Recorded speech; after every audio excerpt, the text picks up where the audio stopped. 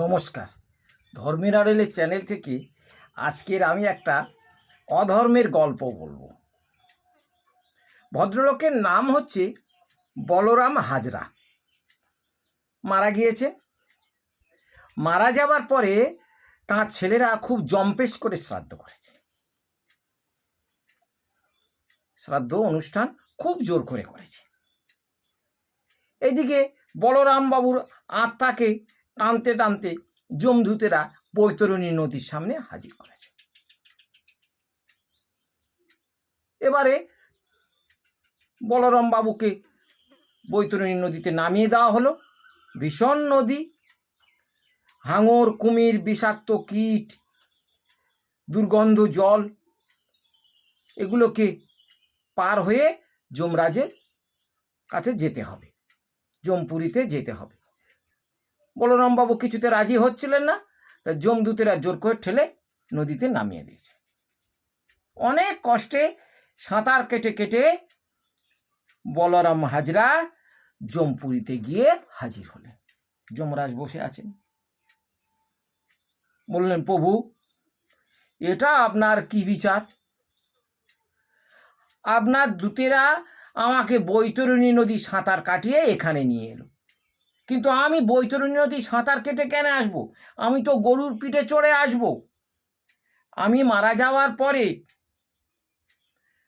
বামুনকে সবস্ত্র কৃষ্ণ গাভী দান করেছে, দুধের গাই দান করেছে, কাঁসা থালা, ঘটি, বাটি, বেডিং সেট, একখণ্ড সোনা, একখণ্ড রূপা, এইসব তো দান করেছে। তাহলে আমি গরু পাবো না কেন? আমি গরুর পিঠে চড়ে আসব, আমি সাঁতার কেটে এলাম কেন? এ আপনার কি অবিচার প্রভু? যমরাজ তখন হাসতে হাসতে বললেন, বলরাম, তোমার ছেলেরা গরু দান করেছে ঠিকই, সবস্ত্র কৃষ্ণ গাভী, মানে কালো গাই, আর তার বাচ্চাটাও কালো।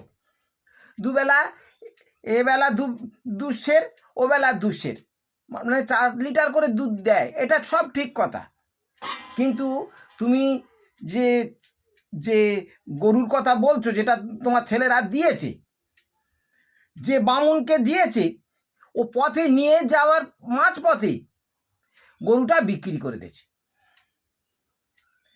কারণ মদের দোকানে বাকি ছিল, মালের ঠেকে বাকি ছিল, তাই সেই টাকা শোধ করেছে ওই তোমার গরু বিক্রি করে, মানে দুধ বিক্রি করে সে মাল খেয়েছে। তাই এতে তুমি পুণ্য পাবে কি করে? থালা, ঘটি, বাটি, গ্লাস যা ছিল সব বিক্রি করেছে। তাহলে সে যা করেছে, নেশা ভান ইত্যাদি অপকর্ম করার জন্য সেই তোমার দেওয়া জিনিসগুলো বিক্রি করে দিয়েছে। তুমি অপাত্রে দান করেছো, সেই দানের পুণ্যটা তুমি পাবে কি করে? তখন বলরাম বাবু বললেন, কিন্তু আমার শ্রাদ্ধের সময় আমার ছেলেরা 200 জন বৈষ্ণব খাইয়েছে, আর কীর্তন পালা করেছে। এক একটা কীর্তন পালার ভিজিট 70-75 হাজার টাকা করে 3 পালা কীর্তন গাইয়েছে। এর কি পুণ্য নেই? ধর্মরাজ বললেন, কি করে থাকবে? যারা কীর্তন গেয়েছে, যাদের তুমি 70-75 হাজার টাকা করে ভিজিট দিয়েছ, তাদের মধ্যে 99% তো চরিত্রহীন, দুশ্চরিত্র। তো ওদের নিজেদের ভক্তি নেই, ওদের নিজেদের গৌর গোবিন্দের প্রতি বিশ্বাস নেই, ওরা নিজেদের মাদের ভাত দেয় না। আর ওদের কীর্তনে পুণ্য পাবে তুমি, আর সেই পুণ্যে তুমি স্বর্গের টিকিট পাবে। আর যাদের তুমি খাইয়েছো, যে বৈষ্ণবগুলো খাইয়েছ, সেগুলো কি বৈষ্ণব? তিলক কেটে আছে, মালা পরে আছে, বৈষ্ণব হয়ে গেল? তাদের হাঁড়ির খবরটা দেখো গে যাও। তুমি অপাত্রে দান করেছো, পুণ্যটা পাবে কি করে?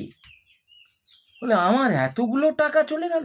বলরামবাবু বলছে, তো যাবে তো, তুমি কোথা থেকে আসছো? বলরাম বললাম, আমি পশ্চিমবঙ্গ থেকে আসছি। তা পশ্চিমবঙ্গে অযোগ্য শিক্ষকদের চাকরি গেছে জানো? 0 OMR সিটে চাকরি পেয়েছিল যারা, 20 লাখ 22 লাখ টাকা করে দিয়ে চাকরি পেয়েছে, এখন আদালত বলতে চাকরি চলে যাবে। তুমি সারা জীবনে কোনো পুণ্য করলে না, মানুষের ক্ষতি করলে, কারোর ঘর জ্বালিয়ে দিয়েছো, কারোর ঘর ভেঙে দিয়েছো, কারোর জায়গা কেড়ে নিয়েছো, মানুষ খুন করেছো, মানুষের সঙ্গে ঝগড়া করেছো, তুমি কোনো পুণ্য করলে না।